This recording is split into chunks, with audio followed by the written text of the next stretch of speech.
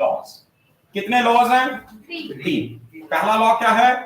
Law of orbits. क्या बताता है? ऑर्बिट की शेप कैसी है? Elliptic with sun at one of the foci. दो फोकस होंगे, F1 F2, दोनों में से किसी एक पे सन होगा और प्लैनेट इसके अराउंड रिवॉल्व करेगा एलिप्टिकल ऑर्बिट में। ठीक है, अर्थ का ऑर्बिट कैसा है? क्या एलिप्टिकल है या सर्कुलर है?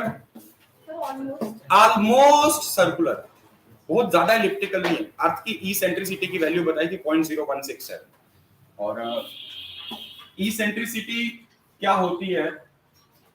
अगर ये मेजर एक्सिस है, मेजर एक्सिस का हाफ डिस्टेंस है a, तो सेंटर ऑफ द एलिप्स से किसी भी फोकस का डिस्टेंस, चाहे आप F1 का डिस्टेंस ले या F2 का डिस्टेंस ले, ये होगा E टाइम्स a। अगर E की वैल्यू 0 होगी तो इसका मतलब ये एलिप्स ना होकर सर्कुलर शेप होगी। दोनों फोकाई का डिस्टेंस कितना हो जाएगा? 0 सेंटर से। दोनों फोकाई कहां आ जाएंगे? सेंटर पे आ जाएंगे। इसका मतलब वो सर्कुलर शेप हो जाएगी। तो अर्थ के केस में E की वैल्यू बहुत ही स्मॉल है, तो वो भी ऑलमोस्ट सर्कुलर है। एनीवे, दूसरा लॉ हमने कौन सा पढ़ा था? Law of areas. Law of areas क्या कहता है?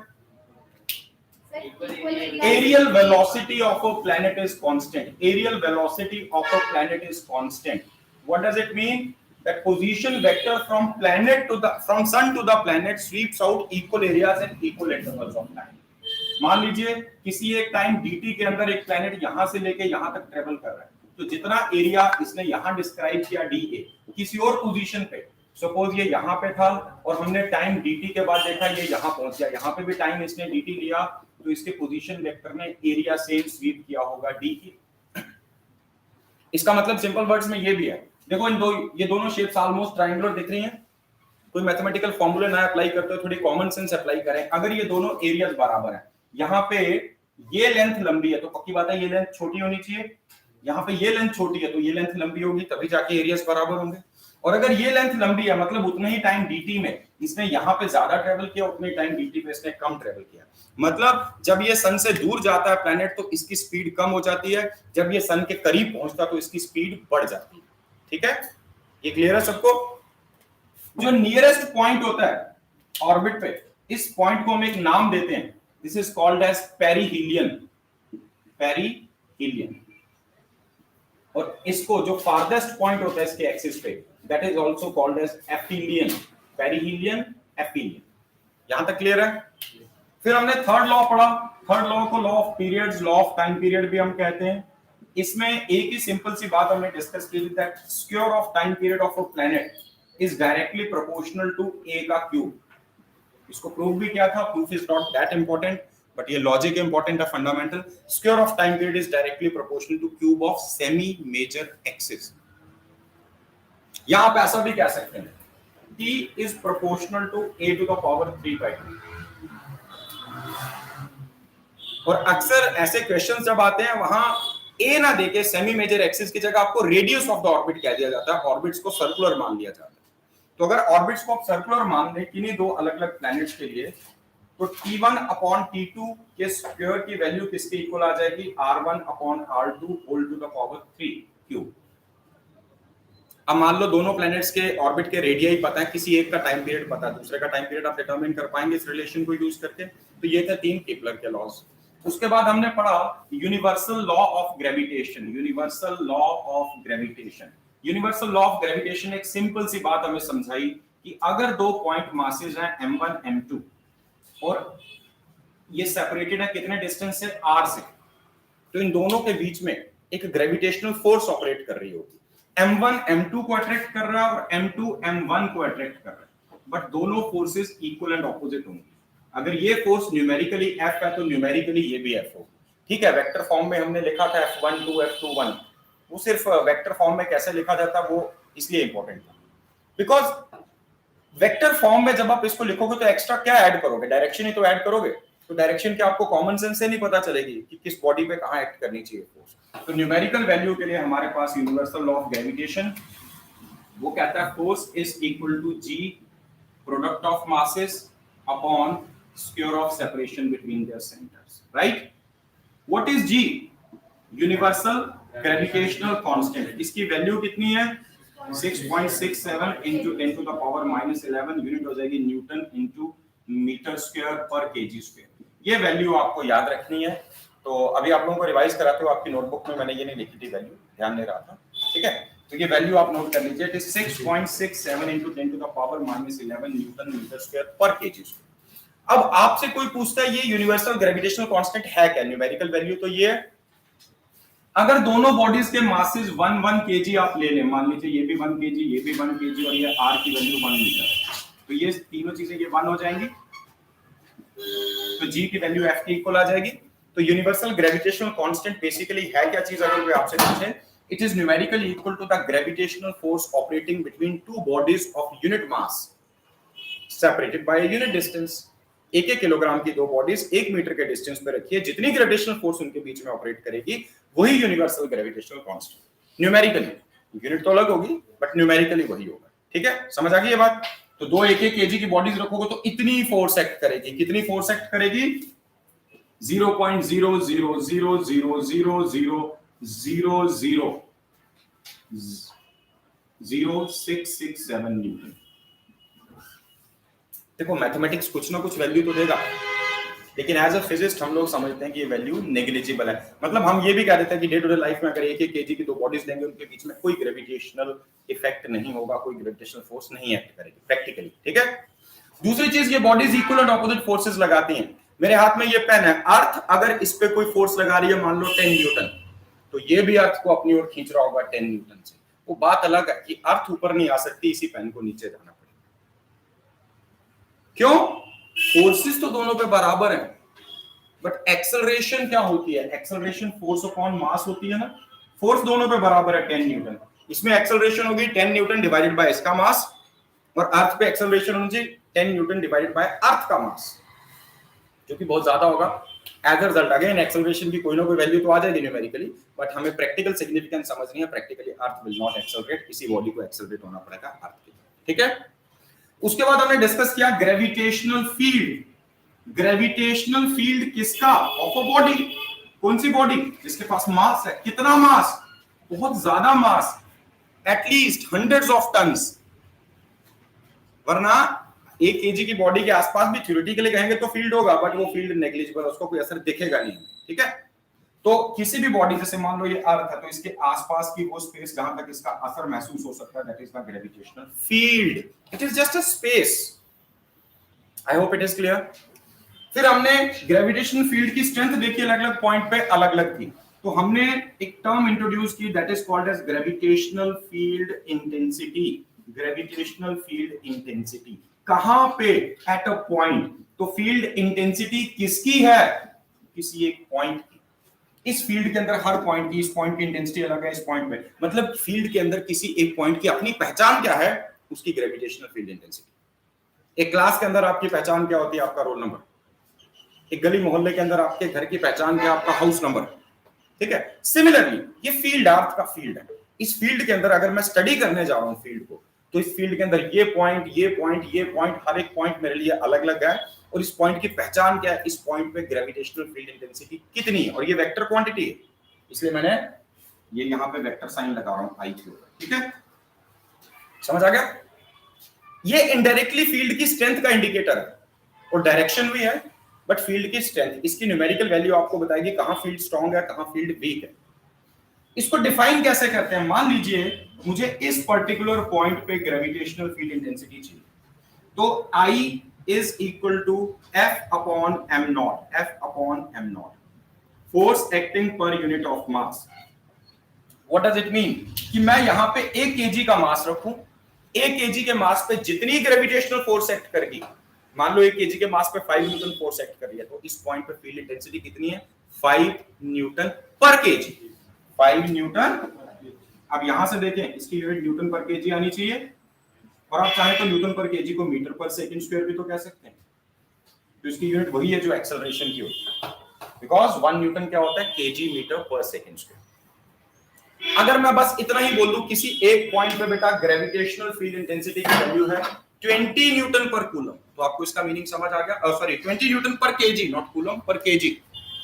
नाम ही क्लियर है, नाम ही काफी है, 20 न्यूटन पर केजी। मतलब इस पॉइंट पे ग्रेविटेशन फील्ड की स्ट्रेंथ इतनी है कि अगर आप 1 केजी का मास रखोगे तो उस पे कितनी फोर्स एक्ट करेगी, 20 न्यूटन।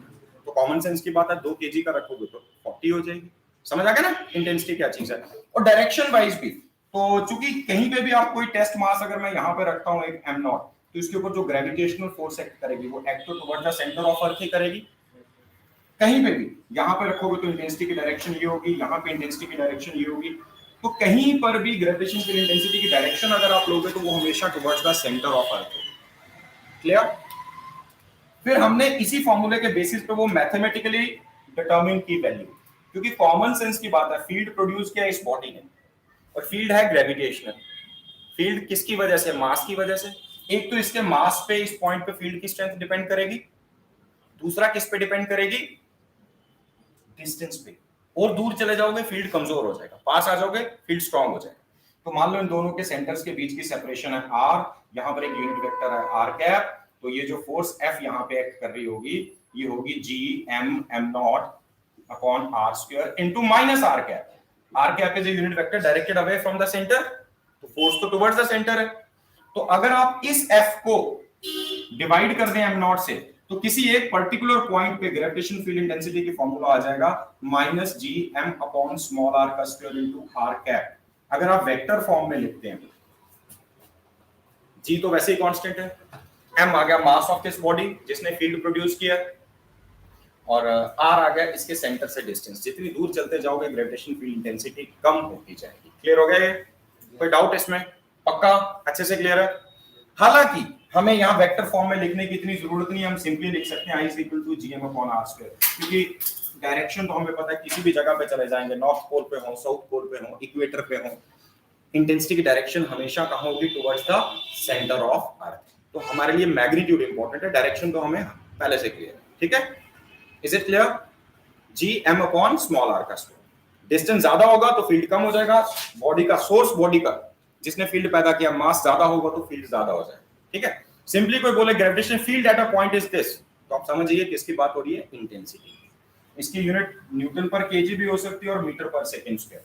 मीटर पर सेकंड स्क्वायर किसकी यूनिट है? एक्सेलरेशन की।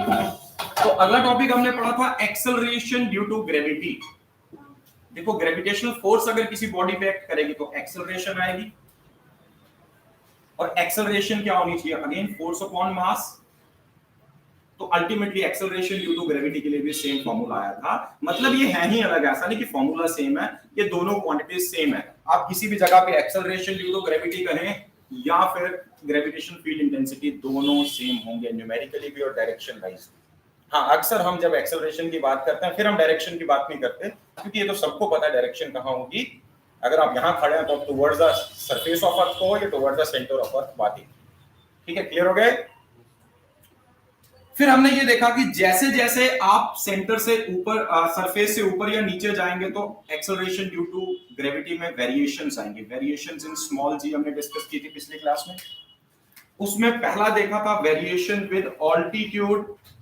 Variation with altitude, variation with altitude में हमने ये देखा था, अगर ये अर्थ या कोई बॉडी जिसने फील्ड प्रोड्यूस किया जिसका अपना रेडियस है r, अगर आप इसके सरफेस से हाइट h पे आ जाते हैं, तो सपोज हाइट h पे जो एक्सेलरेशन ड्यू टू ग्रेविटी है दैट इज g डैश, और सरफेस पे जो, या g डैश की जगह g h लिख देता हूं, और ये है g।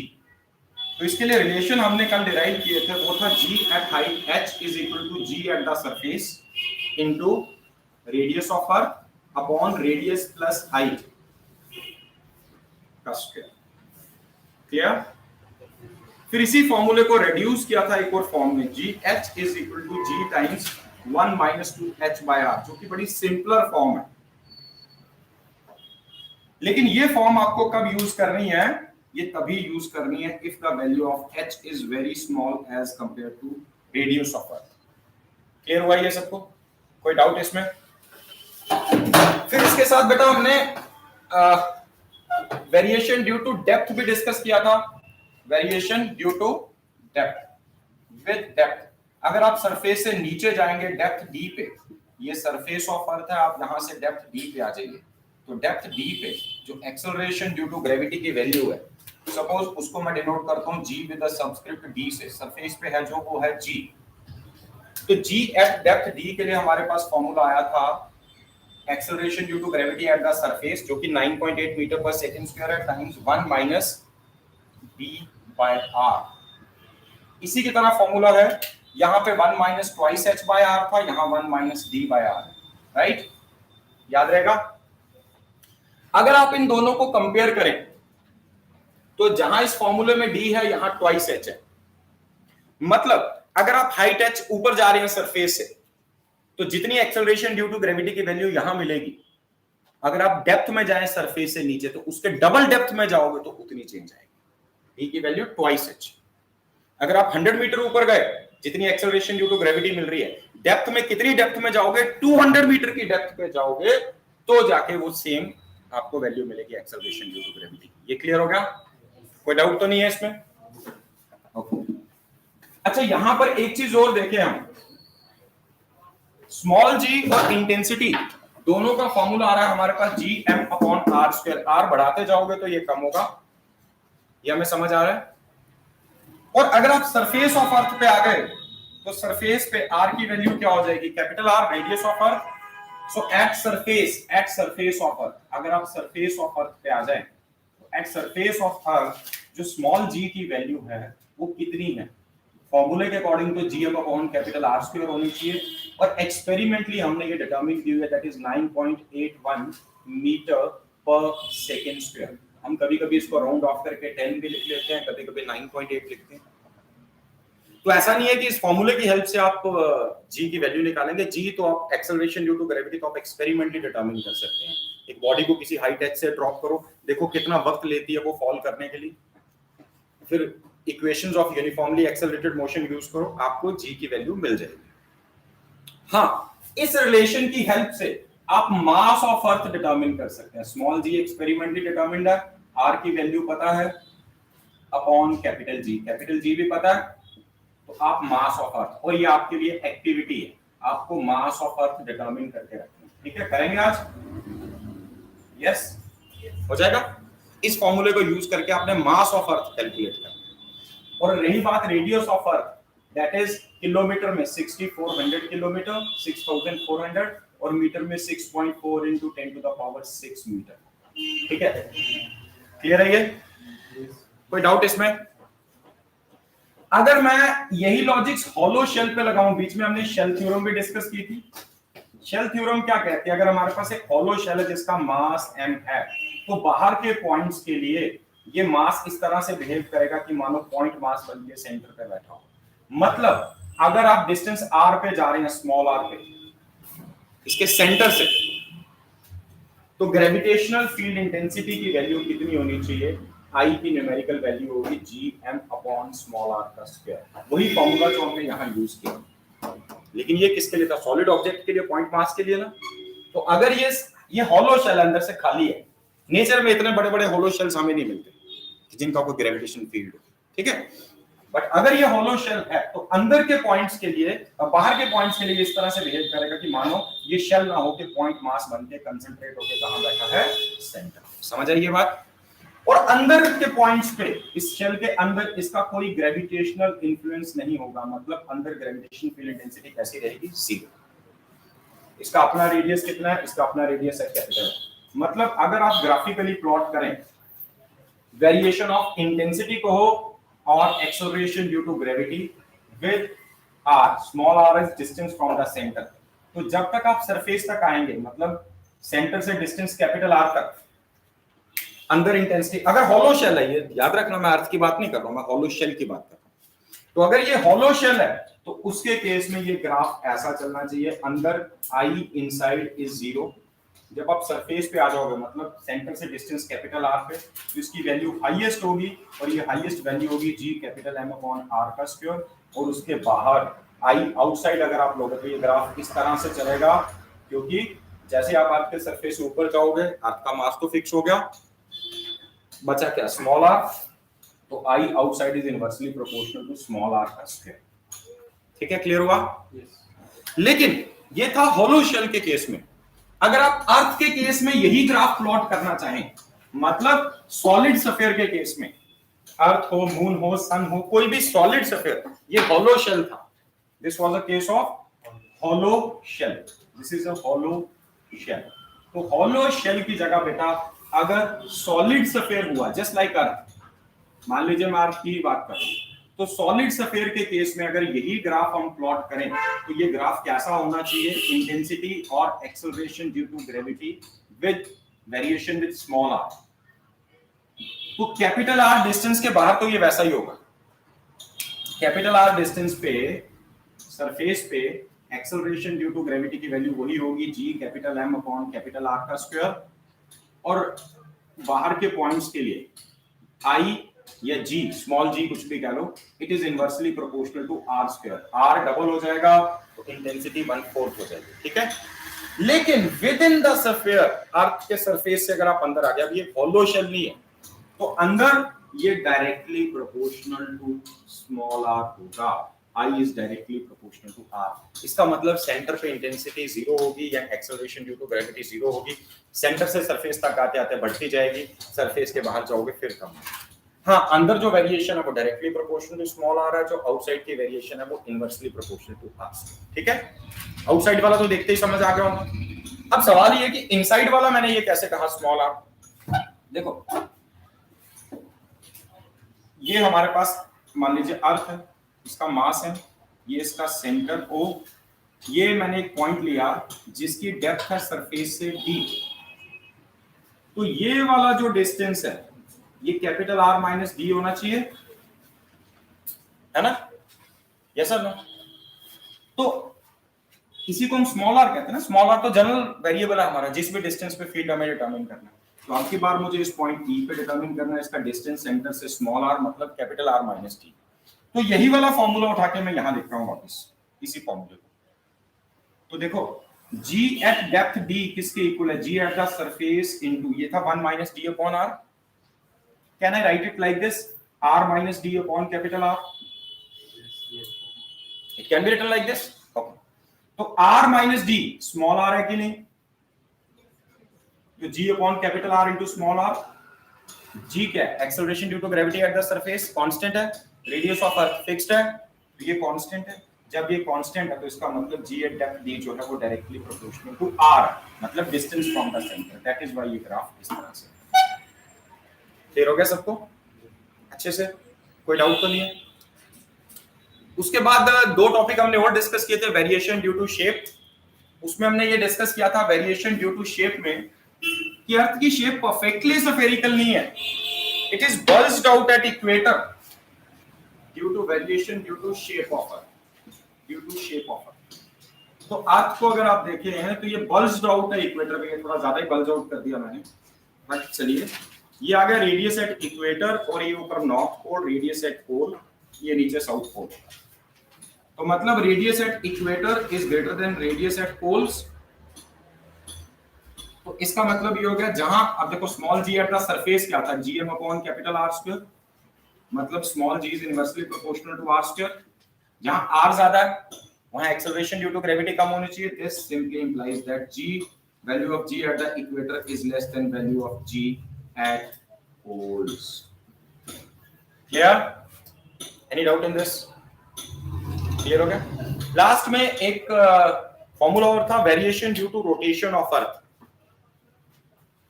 Variation due to rotation of earth. देखो बेटा, एक्सेलरेशन एक्ट करती है जब फोर्स एक्ट करे।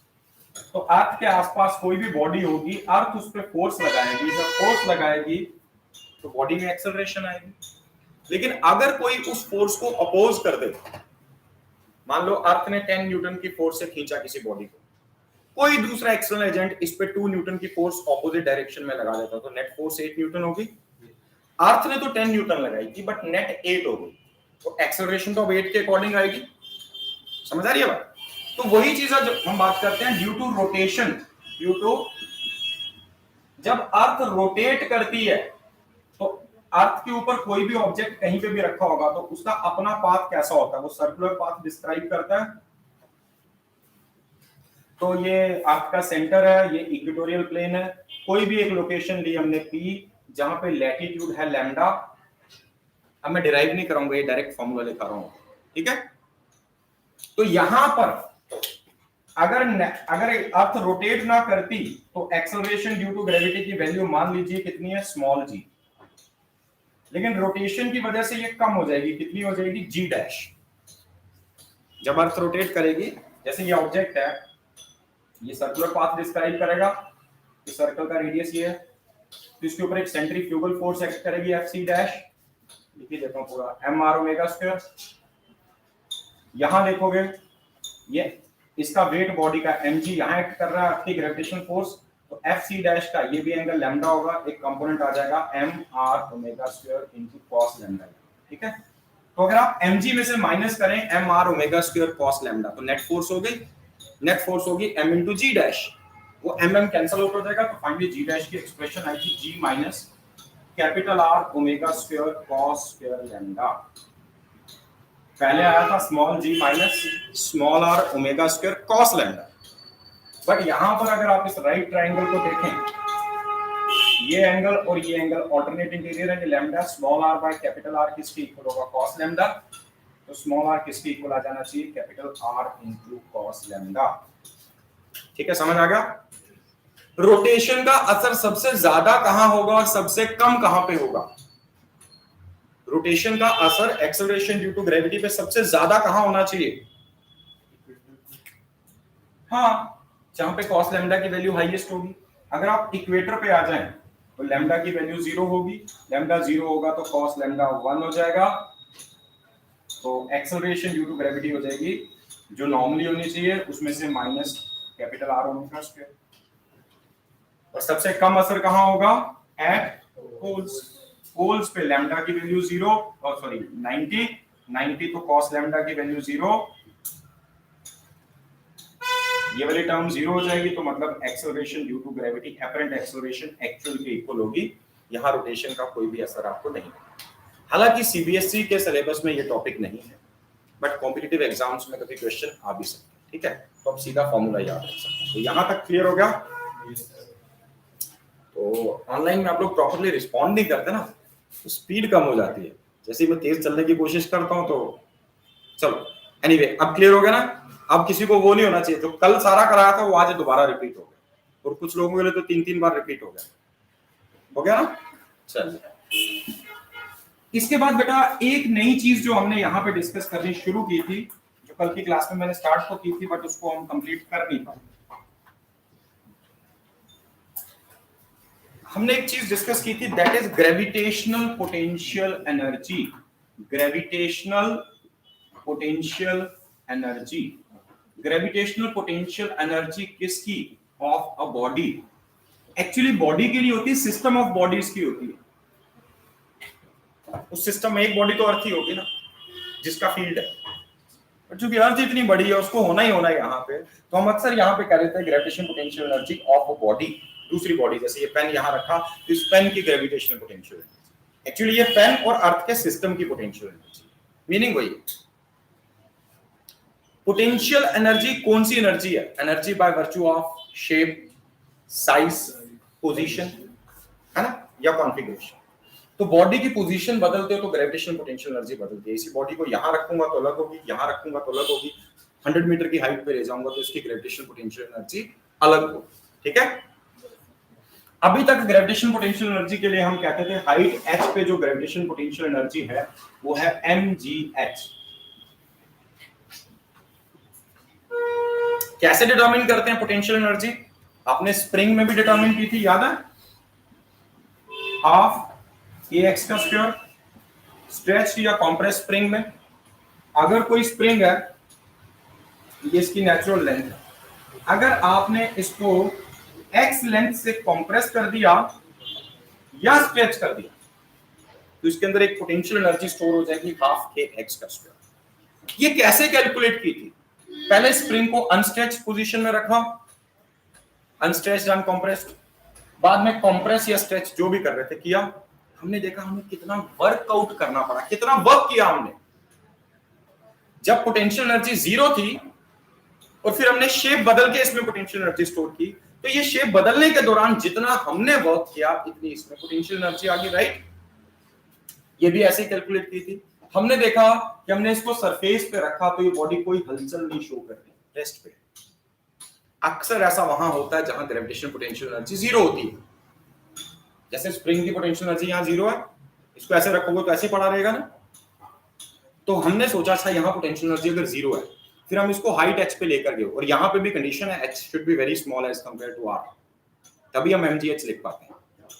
तो हमने देखा इस बॉडी पे हमें कितनी फोर्स लगानी पड़ी, मिनिमम जितना इसका वेट था, और अगर हम हाइट h पे लेकर गए तो force into displacement work done था, तो वर्क डन हो गया mgh। तो हमने कहा थी पोटेंशियल एनर्जी भी कितनी है, mgh। लेकिन एक्चुअली ये फॉर्मूला नहीं है ग्रेविटेशनल पोटेंशियल एनर्जी। क्यों नहीं?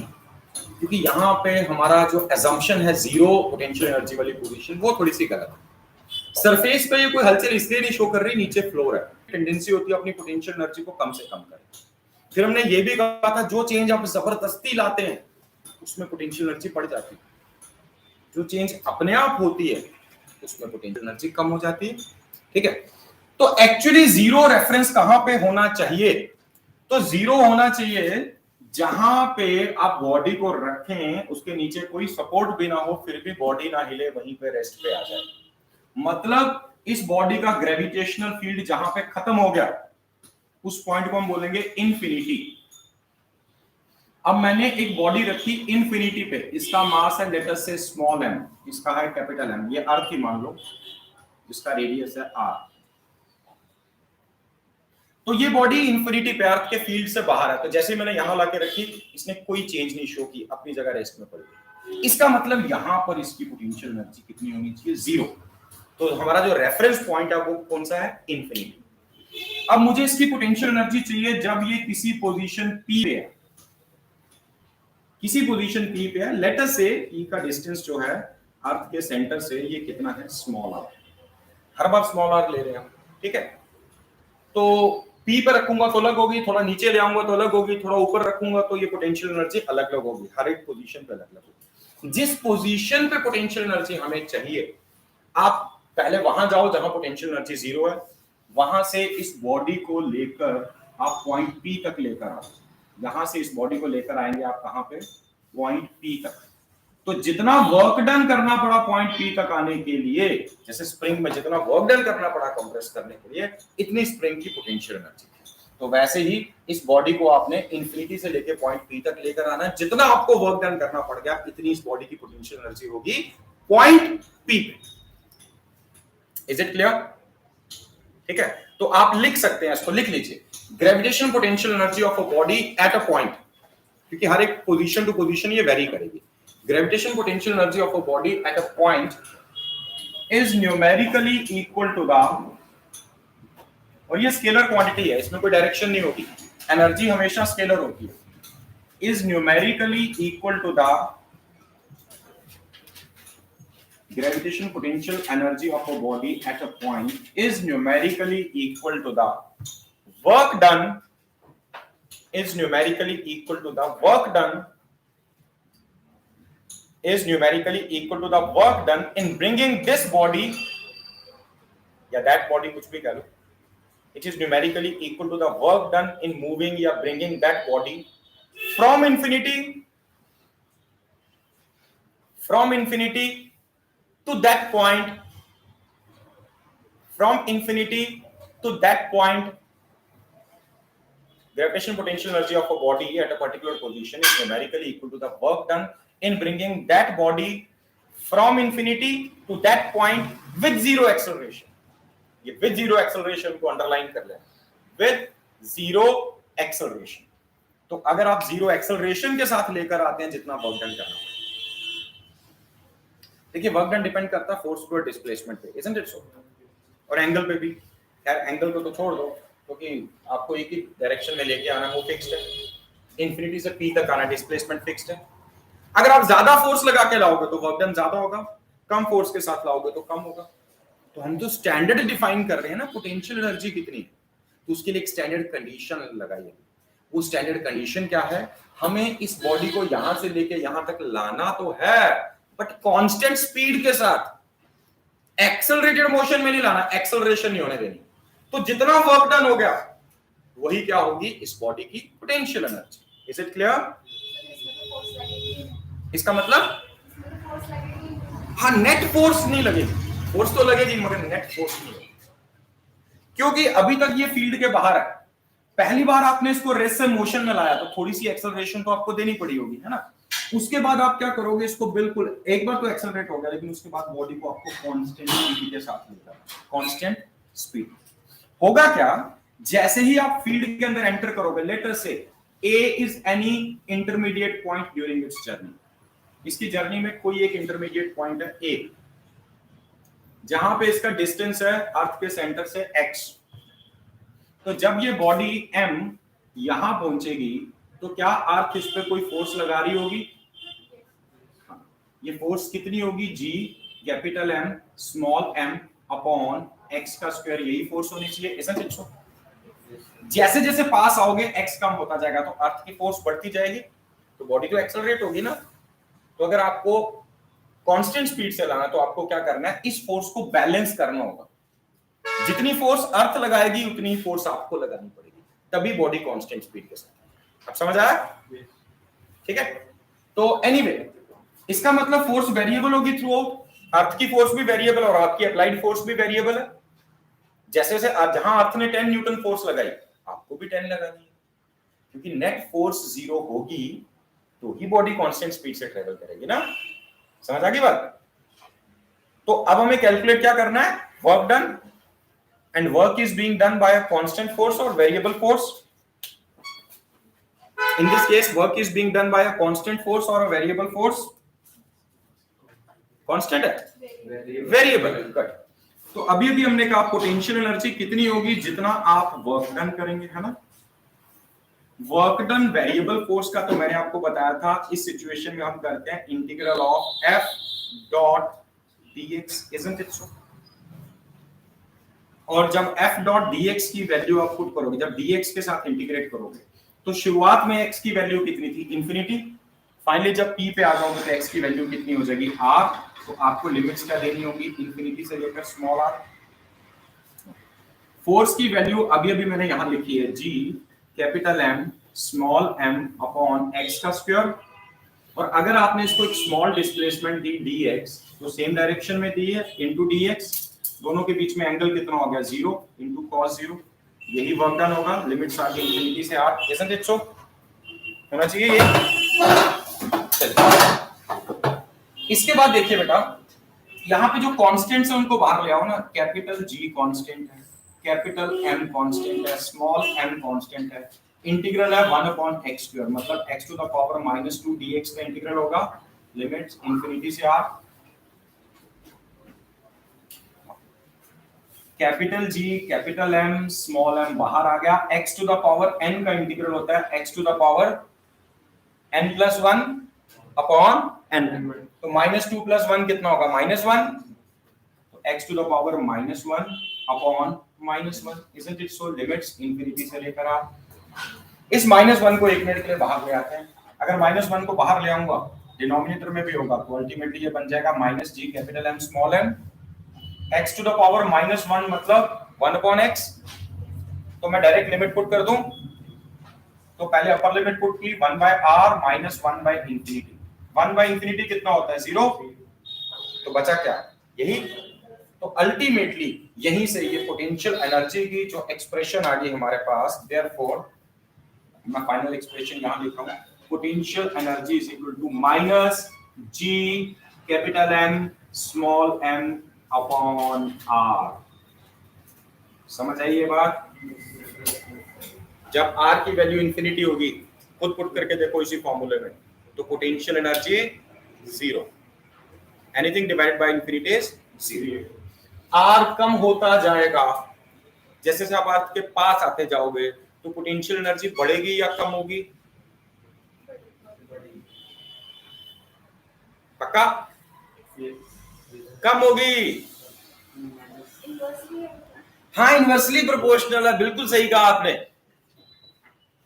जैसे जैसे r कम होता जाएगा, इसकी न्यूमेरिकल वैल्यू तो बढ़ती जाएगी। वहां 0 है, यहाँ 1 हो गई, यहाँ 2 हो गई, यहाँ 3, लेकिन साइन नेगेटिव लगा कि नहीं? तो 0 -1 -2 -3 बढ़ थोड़ी रही है, कम हो रही है। समझ आई? तो ऊपर से नीचे आओगे तो पोटेंशियल एनर्जी कम होगी, r की वैल्यू बढ़ेगी तो पोटेंशियल एनर्जी कम ज्यादा होगी, r की वैल्यू कम होगी तो पोटेंशियल एनर्जी कम होगी। हाँ, न्यूमेरिकल वैल्यू की बात करें तो वो अलग है, आर डिनोमिनेटर में आर बढ़ेगा तो न्यूमेरिकल वैल्यू कम हो जाएगी, बट नेगेटिव साइन के साथ न्यूमेरिकल वैल्यू के कम होने का मतलब होता है वैल्यू का बढ़ना।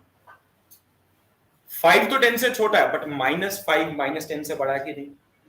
समझ आ गई ये बात अच्छे से? कोई डाउट? ये फॉर्मूला दिमाग में बैठ गया? हाँ जी, आपने बोला ना कि जो होगी वो बॉडी के ऊपर फोर्स लगाएगी, हाँ, ग्रेविटेशन फोर्स, तो सर हमें भी उतनी फोर्स लगानी पड़ेगी अगर कांस्टेंट स्पीड के साथ है। सर तो बॉडी फोर्स कैसे करेगी? क्यों? आपने फर्स्ट लॉ ऑफ मोशन में क्या पढ़ा? मैंने जीरो वर्क डन की कंडीशन भी आपको बताई थी। या तो थीटा 90 होगा या फोर्स जीरो होगी, डिस्प्लेसमेंट तो होगी, फोर्स जीरो होगी। फर्स्ट लॉ क्या कहता है? Uniform motion along a straight line के लिए कोई फोर्स नहीं चाहिए। समझ आ गई? ठीक है ना? तो नेट फोर्स, वरना क्या होगा? Accelerated motion. अगर आपको कांस्टेंट स्पीड से लाना है, मैंने पहले कहा फर्स्ट मोमेंट पे जैसे आप इसको रेस्ट से मोशन में लाओगे थोड़ी सी एक्सेलरेशन आई, बस उसके बाद आपको कांस्टेंट स्पीड मेंटेन करेगा। क्लियर हो गया? ये कोई डाउट तो नहीं है? फॉर्मूला याद रहेगा। देखा जाए तो ग्रेविटेशन लॉ वाला ही फॉर्मूला है, वहां डिनोमिनेटर में आर का स्क्वायर होता है, यहाँ आर का स्क्वायर नहीं, जो फोर्स वाला फॉर्मूला था, है ना? यहाँ डिनोमिनेटर में आर का स्क्वायर नहीं। इन जनरल अगर आपसे कोई कहता है सिस्टम ऑफ 2 पॉइंट मासेस, जैसे मैंने पहले भी कहा ये सिस्टम की एनर्जी होती है, तो इन जनरल कोई बोले अर्थ मून सिस्टम की पोटेंशियल एनर्जी, अर्थ सन सिस्टम की पोटेंशियल एनर्जी, तो सिस्टम ऑफ 2 पॉइंट मासेस के लिए पोटेंशियल एनर्जी क्या होगी? आप ऐसे भी लिख सकते हैं -G m1 m2 upon r। एक ही बात हुई कि नहीं? फॉर्मूला सेम ही हुआ, ठीक है? अच्छा, यहाँ पोटेंशियल एनर्जी नेगेटिव आ रही है। वर्क एनर्जी एंड पावर में हमने कुछ डिस्कस किया था, अगर पोटेंशियल एनर्जी का साइन नेगेटिव हो तो उसका क्या मतलब होता है? पोटेंशियल एनर्जी पॉजिटिव हो तो क्या मीनिंग है, नेगेटिव हो तो क्या मीनिंग है? अगर पोटेंशियल एनर्जी का साइन नेगेटिव होता है तो उसका मतलब है system is a bound system. Bound system मतलब अट्रैक्टिव फोर्स ऑपरेट कर रही है। System is a bound system. Bound system का मतलब आपस में बंधे हुए हैं, यानी कि अट्रैक्शन है इनके बीच में, अट्रैक्टिव फोर्स ऑपरेट कर रही है। और अगर कभी पोटेंशियल एनर्जी पॉजिटिव हो तो इसका मतलब रिपल्सिव फोर्सेस ऑपरेट कर रही है, रिपल्शन है। और मैंने एग्जांपल भी दी थी, देखो कल को आगे चल के क्लास 12 में आप पढ़ोगे potential energy of a system of 2 charges, तो वो फॉर्मूला है K Q1 Q2 upon R। ये क्या है? -G m1 m2 by R। Charges की पोटेंशियल एनर्जी चार्जेस की वजह से होगी तो m1 m2 की वजह से, उसकी जगह पे Q1 Q2 आ गया।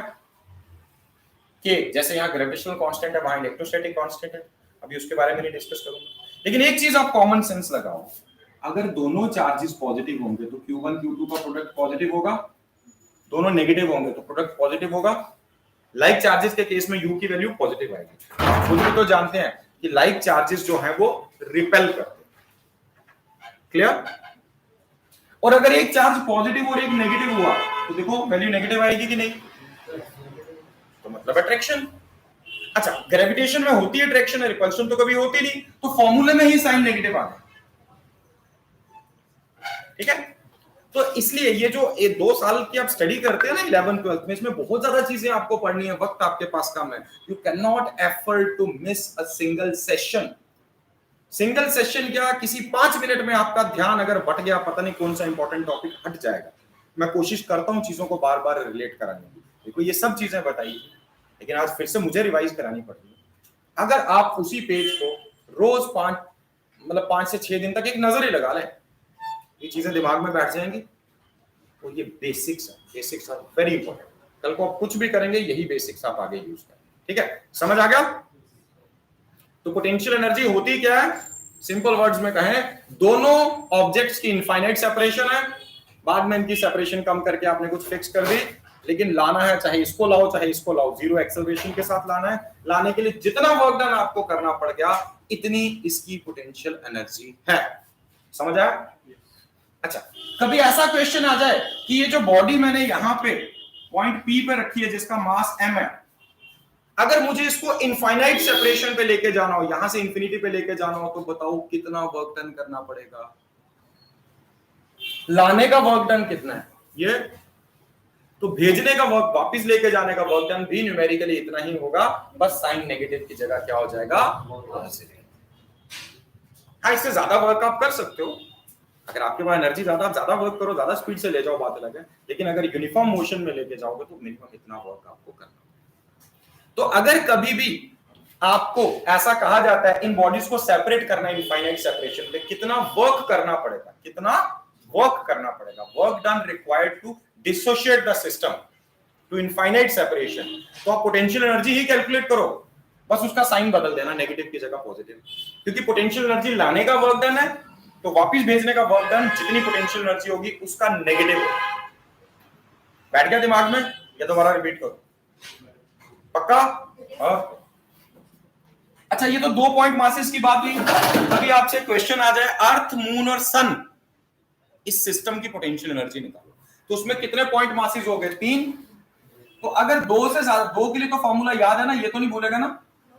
ओके, तो मान लो 3 पॉइंट मासेस हैं, m1, m2 और m3। आपको पूछें इस सिस्टम की पोटेंशियल एनर्जी कितनी है, आपके पास अभी तक जो फॉर्मूला है सिर्फ 2 के लिए है, एक पेयर के लिए। मान लो इन दोनों के बीच में distance r12, this is r13, this is r23, नाम दे दिया अलग अलग मैंने बस। तो 2 के लिए आपके पास फॉर्मूला, तो अब 2 के पेयर बनाओ ना, कितने पेयर बनते हैं? एक पेयर, दूसरा पेयर, तीसरा पेयर, तीनों पेयर के ऊपर सेम फॉर्मूला लगाओ, तीनों की पोटेंशियल एनर्जीज को एड अप करो। मतलब मुझे इस सिस्टम की पोटेंशियल एनर्जी चाहिए हो तो वो कितनी होनी चाहिए? U is equal to minus G into m1 m2 G m minus G m1 m2 upon r12।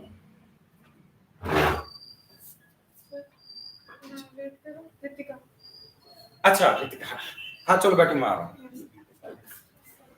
Plus ये हो जाएगा m2 m3 अपॉन r23, क्योंकि माइनस जी कॉमन था, मैंने कॉमन ले लिया, plus m1 m3 upon r13। तो समझ आ गया? अब आप पोटेंशियल एनर्जी डिटरमिन कर पाएंगे कभी भी? कोई डाउट इसमें? अच्छे से क्लियर हो गया? पक्का? और अगर कोई पूछे कि भाई ये 3 मासेस हमने यहां रखे हैं, इनको दूर करना है, इनफाइनाइट सेपरेशन पे लेके जाना है, एक दूसरे के फील्ड से बाहर लेके जाना है, तो उसके लिए कितना वर्क करना पड़ेगा, निकाल पाएंगे? इसी को कैलकुलेट करेंगे, बस साइन नेगेटिव ना होके पॉजिटिव हो जाए। ठीक है, समझ आ गया ना?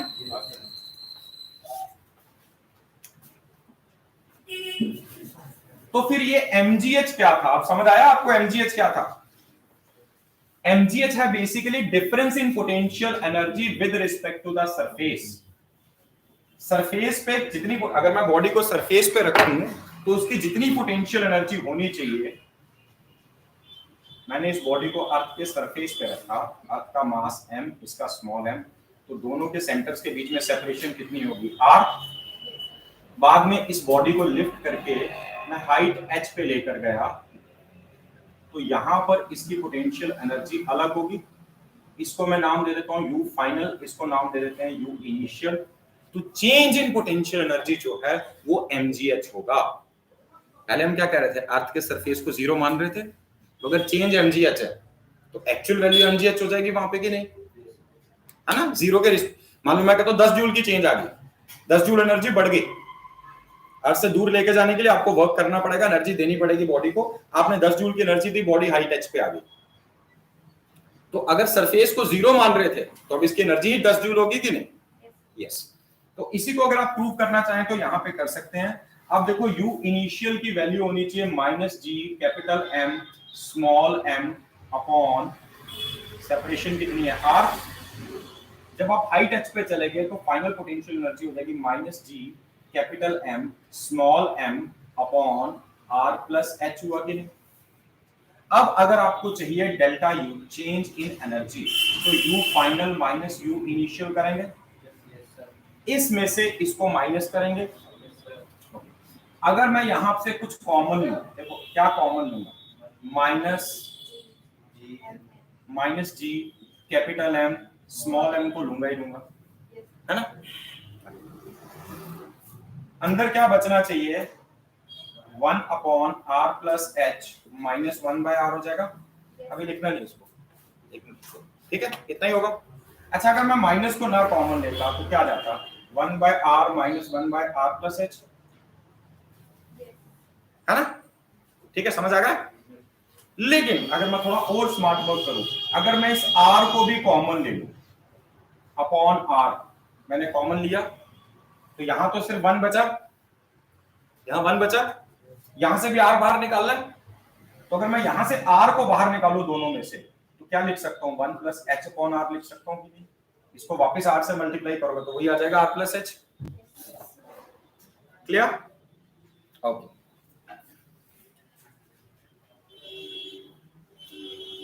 G capital M small m upon r into 1 minus, क्या इसको लिख सकते हैं 1 plus h by r to the power minus 1। अब इस पे बाइनोमियल थ्योरम लगा सकते हैं। 1 माइनस, आपको याद है 1 plus x to the power n is 1 plus nx, n क्या है माइनस 1, तो इसको 1 माइनस h बाय r लिख सकते हैं हम। ठीक है, रीजन मेंशन करूं या क्लियर है? तो कल भी बार बार डिस्कस किया 1 plus x to the power n when x is very small as compare to 1, तो ये वही है if h is very small as compare to r and h by r is very small as compare to 1, तो इस situation में 1 plus x to the power n is 1 plus nx। ठीक है, तो बाहर जो है ये है g capital M small m upon r। अच्छा, ब्रैकेट ओपन करोगे 1 और माइनस 1 कैंसिल आउट हो गया, यस सर, ये प्लस h हो जाएगा। यस सर, ओके, तो यह जाएगा g capital M small m ये इनटू प्लस h अपॉन ये r और ये r का स्क्वायर हो गया, तो gm अपॉन r स्क्वायर क्या होता है? स्मॉल g होता है कि नहीं? दिस इज स्मॉल g, तो ये अपने आप mgh आ गया, चेंज इन पोटेंशियल एनर्जी। आप समझ आया आपको mgh क्या था? Just change in potential energy with respect to the surface. ठीक है, यहां तक क्लियर हो गया? यस सर, अब एक चीज और सोचने वाली है, अगर हम चॉइस ऑफ जीरो एनर्जी जो है हमारी वो कहां पे है? इंफिनिटी पे। अगर हम उसको बदल दें तो चॉइस ऑफ जीरो एनर्जी बदल दे, रेफरेंस हमने लेना ना, जैसे पहले हम सरफेस को जीरो मान के चल रहे थे तो हमने देखा हाइट बढ़ रही है, पोटेंशियल एनर्जी बढ़ रही है, कितनी है? किसी हाइट h पे mgh। लेकिन रिमेंबर ये तभी एप्लीकेबल है जब height is very small as compare to radius, कुछ 1 मीटर 100 200 मीटर 500 मीटर तो फिर चलेगा। ठीक है, अब मान लो आप कहते हो जी मैं जीरो पोटेंशियल एनर्जी जो है ना मैं इंफिनिटी पर ही रखना चाहता, मैं चाहता हूं अर्थ के सरफेस के 10 किलोमीटर ऊपर एक पॉइंट ले लेता हूं, उसको जीरो मान लेता हूं।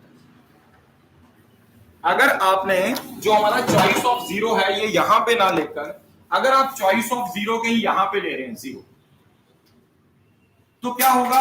ऊपर जाओगे तो इस एरिया में पोटेंशियल एनर्जी आपकी पॉजिटिव आनी शुरू हो जाएगी अगर आपने चॉइस ऑफ जीरो बदल दिया तो, क्योंकि ऊपर जाते बढ़ेगी ना, जब जीरो से बढ़ेगी तो पॉजिटिव हो जाएगी। लेकिन ये हमारी बाकी कन्वेंशंस के अगेंस्ट है, ऐसा होता नहीं है। लेकिन मान लो 1 मिनट के लिए चॉइस ऑफ जीरो अगर आप बदल दें कि 0 जूल यहां पे है, नीचे आओगे तो नेगेटिव होगी क्योंकि कम होगी, यहां u की वैल्यू नेगेटिव होगी, है ना?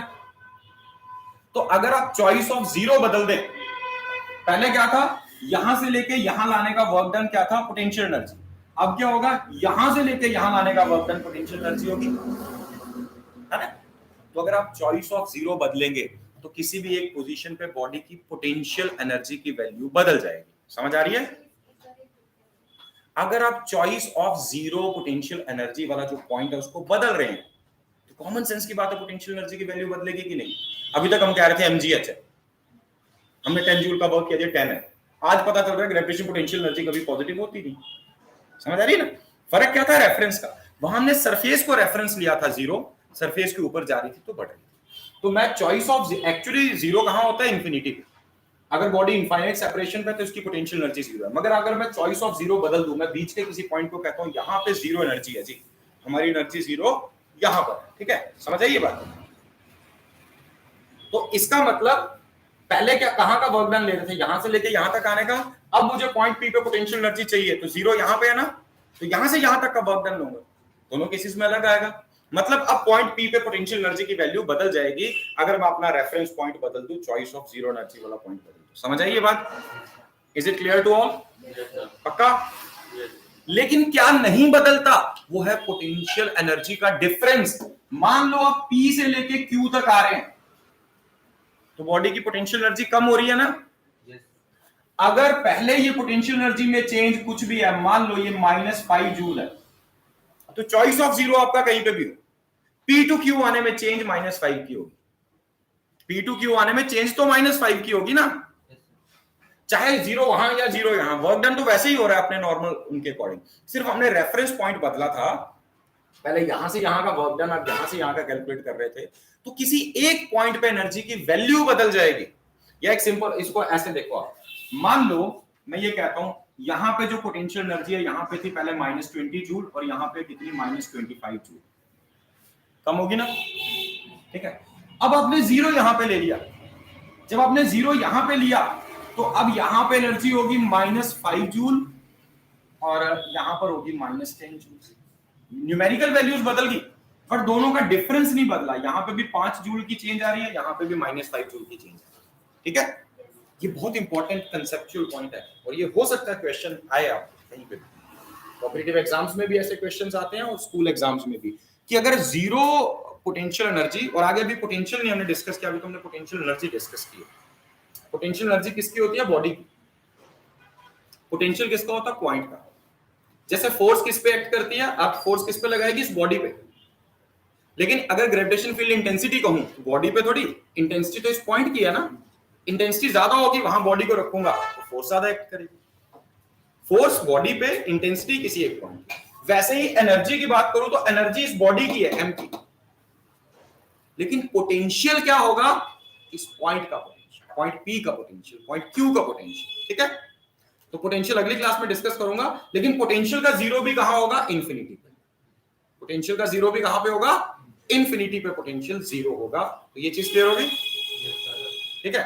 सो पोटेंशियल डिफरेंस की बात हो या पोटेंशियल एनर्जी के डिफरेंस की बात हो, चॉइस ऑफ जीरो पे नहीं डिपेंड करेगा, किन्हीं दो पॉइंट्स, कोई दो पॉइंट्स पी और क्यू आपने लिए, इनके बीच में अगर आप एक बॉडी को लेकर यहां से यहां आते हैं, उसकी पोटेंशियल एनर्जी बदलेगी, या कोई बॉडी नहीं रखते तो पॉइंट पी का अपना पोटेंशियल है, ग्रेविटेशन पोटेंशियल, पॉइंट क्यू का अपना है, जो पोटेंशियल डिफरेंस है उसकी वैल्यू नहीं बदलेगी, डिफरेंस की वैल्यू नहीं बदलेगी बिटवीन टू पॉइंट्स, जीरो आप कहीं पे भी रहो, लेकिन चॉइस ऑफ जीरो बदलने के साथ एक्चुअल वैल्यूज बदल जाएंगी, जो पहले -20 था वो -5 हो सकता है, जो पहले -25 था वो अब -10 हो सकता है, लेकिन डिफरेंस नहीं बदलेगा दो पॉइंट्स के बीच। जैसे सेंटर ऑफ मास में ओरिजिन को अगर हम चेंज करते थे तो उसकी भी वैल्यू हो जाती है। हाँ, यस, बिल्कुल ठीक है, वहां पे बिल्कुल सही कहा, जब आप फ्रेम ऑफ रेफरेंस बदलते थे, अब इस बॉडी का सेंटर ऑफ मास तो वही पॉइंट रहेगा ना, लेकिन फ्रेम ऑफ रेफरेंस शिफ्ट कर दिया मैंने, तो पहले उसका एक्स कोऑर्डिनेट 10 आ रहा था, अब 20 आ रहा है, लेकिन पॉइंट तो वही है ना, बात वही है कि यहां से यहां लाने का वर्क डन फिक्स्ड होगा, पोटेंशियल एनर्जी का डिफरेंस फिक्स्ड होगा, अगर पॉइंट्स के पोटेंशियल डिफरेंस की बात करूं वो फिक्स रहेगा, चाहे आप जीरो कहीं पे भी लें, लेकिन जीरो बदलते ही जैसे जीरो वाला रेफरेंस पॉइंट बदलोगे तो क्या बदलेगा? एक्चुअल वैल्यूज वहां बदलेंगी, लेकिन डिफरेंस लोगे किन्हीं दो पॉइंट्स के बीच में तो वो नहीं बदलेगा। Is it clear? ठीक है, तो इसके बाद बेटा आप लोगों ने क्या करना है, अब उसी शीट से आपने क्वेश्चंस करने शुरू कर देने हैं। क्या चाहते हो, मार्क कर दूं क्वेश्चंस या खुद कर लेंगे? फटाफट नोट करो कॉपी पे।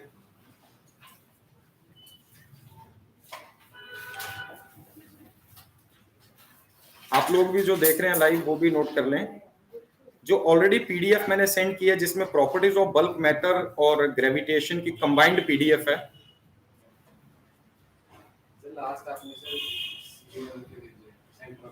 हाँ, उसी के साथ है, एक तो सेंटर ऑफ मास के छोटे क्वेश्चंस थे ना, ब्रेन ट्रेनिंग और ऑब्जेक्टिव नहीं, वो नहीं, उससे पहले भेजिए, जब सेंटर ऑफ मास स्टार्ट करना था उसी टाइम मैंने फर्स्ट लेक्चर के दिन। हाँ, नोट्स, वो नोट्स के साथ जो क्वेश्चंस है ना वो क्वेश्चंस आपने अटेम्प्ट करने हैं। नहीं नहीं, मैं आपको बता रहा हूं, जब ग्रेविटेशन वाला पार्ट आप खोलेंगे ना तो इसमें क्वेश्चन नंबर 1 आपने करना है, क्वेश्चन नंबर 2 आपने करना है, 3 भी कर सकते हैं, 1 2 3 4 6 7 8 6 7 8 10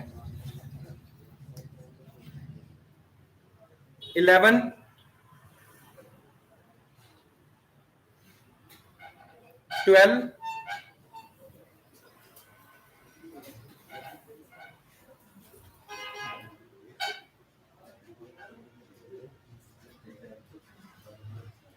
15,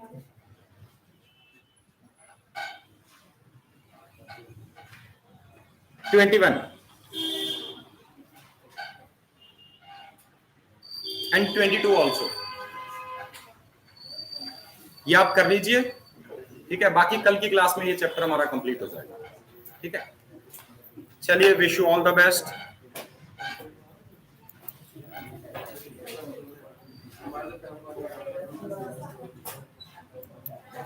हाँ।